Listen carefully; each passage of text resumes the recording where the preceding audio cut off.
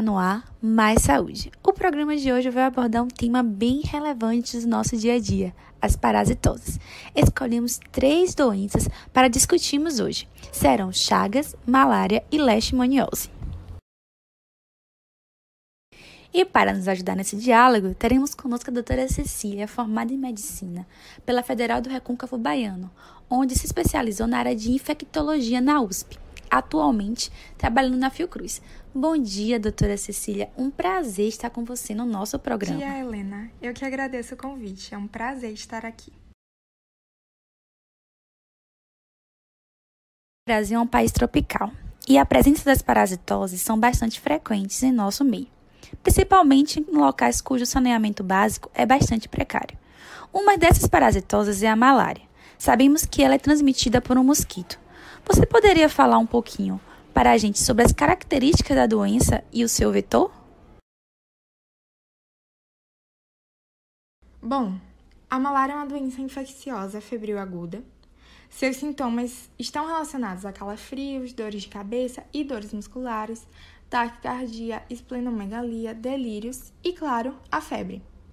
É causada por parasitas do gênero Plasmodium e devido à necessidade de sangue para alimentação e à posterior maturação e postura dos ovos, a malária é transmitida ao homem, na maioria das vezes, pela picada de uma fêmea infectada do mosquito Anopheles. No entanto, também pode ser transmitido da mãe para o feto ou por meio do compartilhamento de agulhas e transfusões de sangue.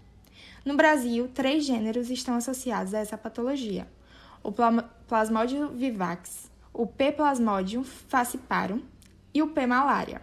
Felizmente, no Brasil não existe o P. ovale, que é responsável pela forma mais grave da doença.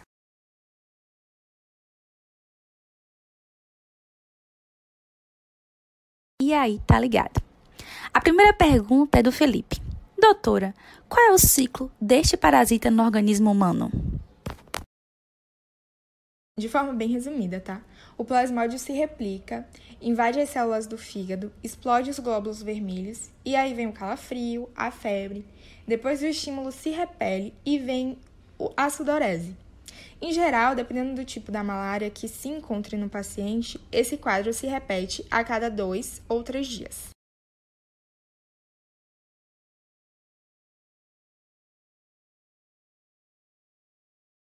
A próxima pergunta é da Ana. Ela quer saber como é o período de incubação desde a picada do mosquito até a primeira febre. Bom, de modo geral, o período de incubação é de 7 a 28 dias.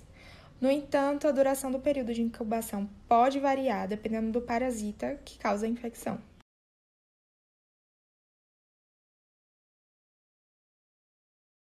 Essa é da Dona Maria. A pergunta dela pode ser a dúvida de muita gente. Podemos nos prevenir e de que forma vem o diagnóstico? O diagnóstico pode ser feito através da microscopia, pela gota espessa ou esfregaço, além dos testes rápidos. E a melhor forma de prevenção, além de tudo, é a atenção.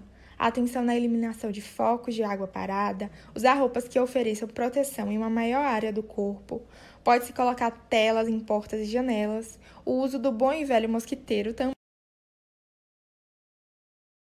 Esperamos que tenham esclarecido suas dúvidas. No próximo bloco, falaremos sobre as chagas. Fique ligadinho, mande a sua dúvida. Informações na tela.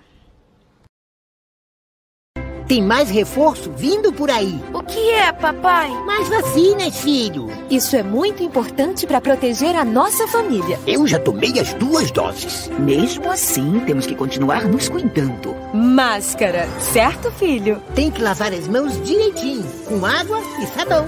E nada de ficar muito juntinho. Assim, você cuida da sua família, da sua renda e do Brasil. Brasil unido por uma pátria vacinada. Voltamos e agora vamos falar sobre as chagas. Bom, estima-se que haja no Brasil pelo menos 1 milhão de pessoas infectadas pelo Trypanosoma cruzi, o transmissor das chagas. Doutora, como é a transmissão dessa doença? Cruzi. E respondendo à sua pergunta, muitas pessoas acreditam que a transmissão da doença de Chagas se dá pela picada do barbeiro, um tipo de inseto que tem hábitos noturnos e costuma se abrigar em frestas e pequenos buracos dentro das residências, que é bem perigoso. Quando, na verdade, o protozoário que causa a doença é eliminado pelo barbeiro em suas fezes.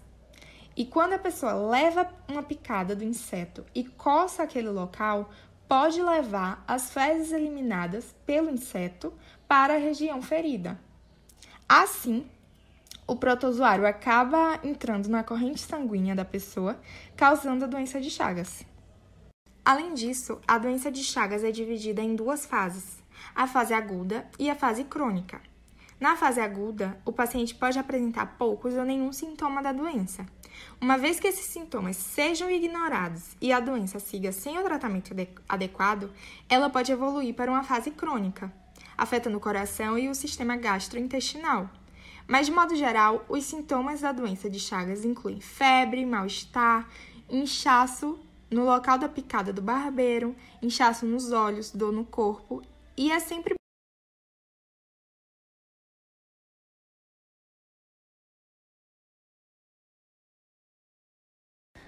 Voltamos para o bloco E aí, tá ligado? Pergunta de Ana Clara. Para saber se tem uma doença de Chagas, que teste deveria ser feito?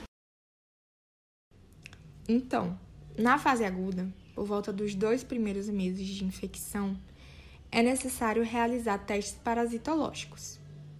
Já na fase crônica, é indicado detectar anticorpos contra o parasita por meio de testes sorológicos. Agora a pergunta do Marcos. Como eu posso me prevenir? A prevenção da doença de Chagas está intimamente relacionada à forma de transmissão. Uma das formas de controle é evitar que o inseto, o barbeiro, forme colônias dentro das residências. E isso dá para ser feito por meio da utilização de inseticidas residuais. Não saia daí. No próximo bloco vamos falar de leishmaniose. Não esqueça de mandar a sua dúvida. Em tempos de pandemia, o que o mundo mais precisa é de amor. Exemplos não faltam. Na linha de frente, nos hemocentros, onde os heróis anônimos dão um pouco de si, para fazer pulsar a vida nas veias de quem precisa. A você, doador de sangue, o nosso agradecimento pelo grande ato de amor. Mais do que nunca, você é necessário. Informe-se em um hemocentro e saiba como doar em segurança. Seja solidário. Doe sangue. De volta ao nosso programa, para obter mais informação sobre saúde. Bom, a Organização Mundial de Saúde estima-se que, em média, cerca de 400 mil novos casos de leishmaniose são confirmados por ano mundialmente. Doutora, você poderia me explicar um pouco sobre essa patologia? Então, a leishmania, o gênero de protozoários causadores da leishmaniose, pode ser encontrada nas espécies amazonenses, guianienses, donovani, chagace, dentre outras, inúmeras. A transmissão do protozoário acontece por meio de um inseto vetor, os flebotomíneos, conhecidos popularmente como mosquito palha, asa branca, tatuquira, anjinho, enfim, depende muito de cada região, né? Então, quando a fêmea infectada se alimenta do sangue, o protozoário é transmitido, podendo provocar leishmaniose em homens, cães, cavalos e também em animais silvestres. Essa patologia é dividida em 2 tipos: a leishmaniose tegumentar, que acomete a pele e mucosas, e a leishmaniose visceral, que ataca os órgãos internos. Quando é possível suspeitar dessa infecção? Quais os sintomas? Bom, as expressões clínicas da leishmaniose são muito variadas, considerando a existência de inúmeras espécies e a resposta imune específica de cada organismo. Normalmente, os sintomas podem ser manifestados entre 10 dias a 2 anos. A cutânea apresenta lesões na pele e pode iniciar com a formação de um pequeno nódulo no local da picada e se transformar logo depois em ulcerações, feridas expostas. Quando a leishmaniose afeta as mucosas, tal como nariz, lábios, traqueia, entre outras, pode causar vermelhidão e ulcerações. E em casos mais graves, é possível haver a ruptura do septo cartilaginoso no nariz e perfuração do palato mole na boca. Já na leishmaniose visceral, os protozoários são propagados pela corrente sanguínea e atacam os órgãos responsáveis pela produção e liberação de hemácias e leucócitos, tal como fígado, medula óssea, baço e linfonodos. O quadro de sintomas também envolve febre, emagrecimento abrupto, anemia, suscetibilidade a infecções virais e bacterianas e sangramentos pelas fezes ou nariz. Ótima explanação, Cecília. Obrigada. Vamos ver quais as dúvidas e curiosidades dos nossos telespectadores agora. Primeira pergunta feita pela Júlia é: depois de infectado, um cachorro ou uma pessoa é capaz de transmitir a leishmaniose? Não, Júlia, somos apenas os hospedeiros. O único vetor da leishmaniose é o mosquito palha mesmo.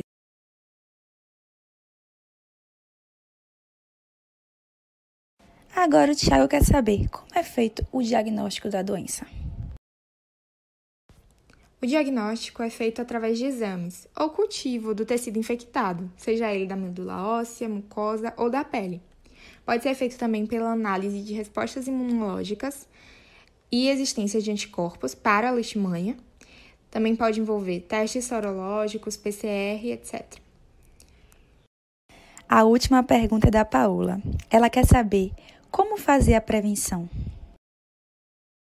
Bom, eu diria que esse é o ponto mais complicado, porque, por exemplo, é indicado evitar matas, mas existem muitas pessoas que vivem em matas ou próximas a elas. Entretanto, existem precauções mais simples que podem fazer esse controle, como, por exemplo, o uso de mosquiteiros, repelentes, telas protetoras e evitar acumular lixo orgânico. O programa orgânico fica por aqui.